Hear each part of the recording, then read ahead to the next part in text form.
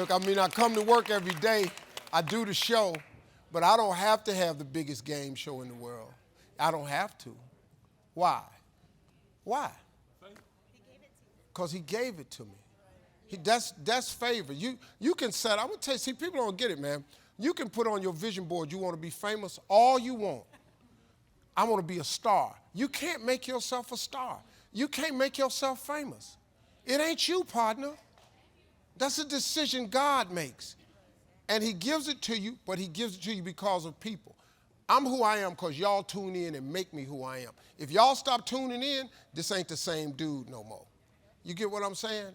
And so what makes y'all tune in? That God gave me favor. Y'all didn't know me till I showed up on TV somewhere. You know, that's favor, man. You got to understand. A lot of people, they don't get that part of it. You know, they always struggling to find the answer for it so they can have some little smart answer for the reporters. I don't. I've talked to reporters all the time. I say, it's grace and favor. What do you mean by that? Okay, so you don't go to church. Okay, I got it. Grace is God's unmerited favor. That means he gives you something that you don't deserve. Grace is given to you, and you can't earn it. You can't purchase it. If I could buy grace, I'd take all the money I got and just purchase grace with it. It is God's unmerited favor. You can't even, there's nothing you can do to get it. He just do a solid for you. But see, you get solids because you ask for solids. You have not because you ask not. The majority of people don't have what they want in this world because you don't never ask God for it. You tripping, man, because you think it's about you. You think it's you. Oh, no. It's not. You got to ask God for stuff. He created you. You got to ask him, your maker, for things in this world. You keep trying to figure out why you ain't got it because you ain't asked God for it. Keep trying to figure it out yourself, how that's working for you. Huh? You better get to asking. You better get to asking. Just why would you not? All you got to do is ask God. That's what I do. Everything I got, I ask God. I'll show you my vision board. It's everything I'm asking God for. The how-to is none of your business. Nowhere in the Bible does it tell you to figure out how to. It say ask, believe, receive. That's the trick.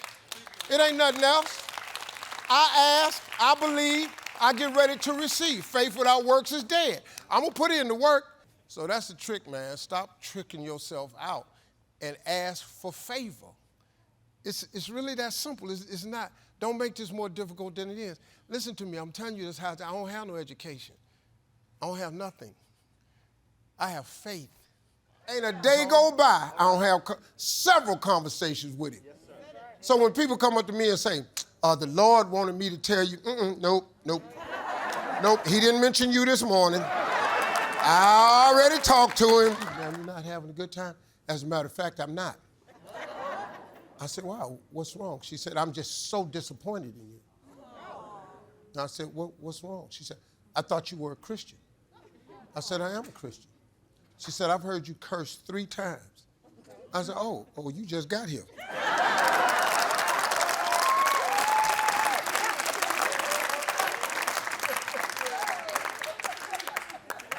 I happen to be a Christian that cuss. Now, you might not cuss, but you do something. See, everything I do is on tape. You might not cuss, but you do something. You lie. Stole something.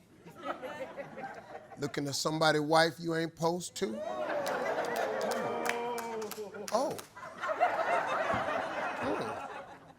Starting to sting a little bit. She didn't change her mind about me. She hated me the rest of the show. I've been quit caring what people think about me. Long time ago. This is my walk that I have with Christ. This is the walk I can do. If you could do a better walk, go ahead. But you ain't perfect, though. I bet you ain't. You ain't perfect. So I'm just on my imperfect walk. You get on your imperfect walk. And if you think you're a better Christian than me, we'll see. We'll see. But I'm going to tell you one thing, though. I'm one of his favorites. I bet you that. I'm one of his all-time favorites. Now, you can be his favorite, too. But I know I'm a favorite because I talk to him all the time. Ain't a day go by, I don't have several conversations with him. So when people come up to me and say, the Lord wanted me to tell you, nope. Nope, he didn't mention you this morning. I already talked to him. He ain't say nothing about your ass coming up to me.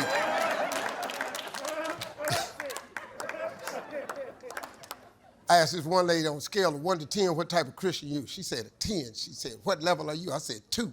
She said, you ain't gonna make it to heaven. I said, whoa. Whoa. You ain't the Lord. See, you say you a 10. He ain't made no 10s. There's none perfect, no, not one. He ain't made no 10s. I discover stuff about people. We have fun. We get little rhythms going with the families. It's laughing. Everybody at home can play along. Your answers at the house as good as their answers up here. That's what makes the game fun.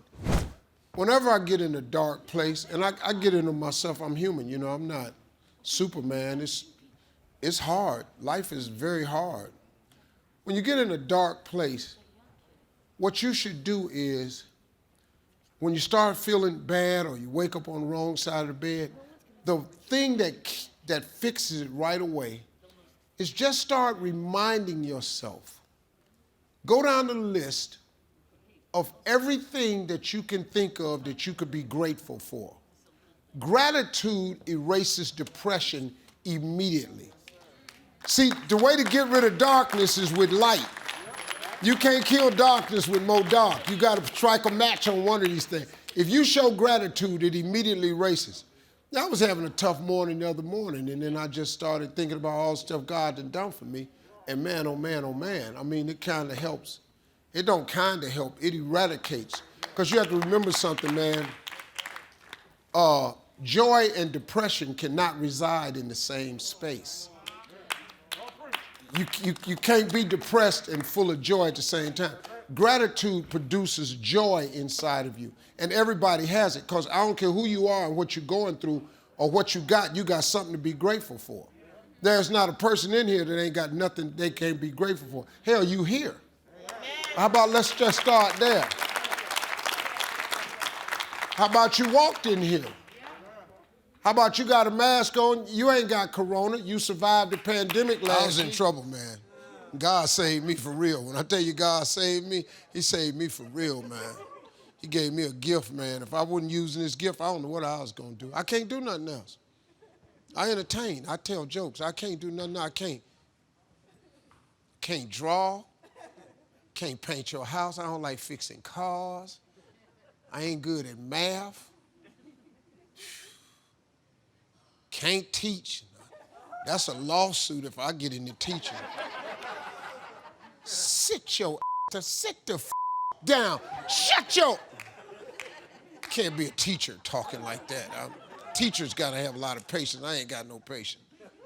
Yeah, I'd be in trouble, man. I don't know what I'd do. I tried a lot of stuff before I got into comedy, man. I had about 11 jobs before I got into comedy. Out of them 11 jobs, probably 10, 11 jobs, I've probably been fired probably 10, 11 times. I'm not a great employee, man. I'm a hard worker, but I don't like, you know the problem I had, man? I never met a person that I thought was supposed to be my boss. That was my whole problem. I never met the person that I thought should have been in charge of me. I just, I wasn't arrogant. I just never met the person that I thought should be in charge of me. I always had a different spirit. I thought I would be the best person to be the boss, me. I just had to find something I could be the boss. And comedy was it. I didn't need a partner. You ain't got to have a team. You're totally dependent on how you do. It's the only profession that you cannot take a lesson for. You can take a drum lesson, piano lesson. You go to school, be a doctor, dentist, architect. You can go to school, learn how to be a scientist. You can go to school, learn how to play the piano, acting lessons, singing lessons. You can't go to school for comedy. There is not a course you can take, and when you finish taking it, your ass is funny. It does not exist. It's a very, very unique skill set, man. And God gave it to me. And that's the thing about, I tell people all the time, if you can identify your God-given gift, that's your greatest chance for success. Because God gave all of you a gift. All of you are gifted, every last one of you. God gave you a gift at birth. He gave it to you. Everybody. You don't have to go to school for it. He gave it to you at birth. You ain't got to look for it. It's inside you. It's the thing that you do the absolute best with the least amount of effort. That's your God-given gift. When you are living in your gift,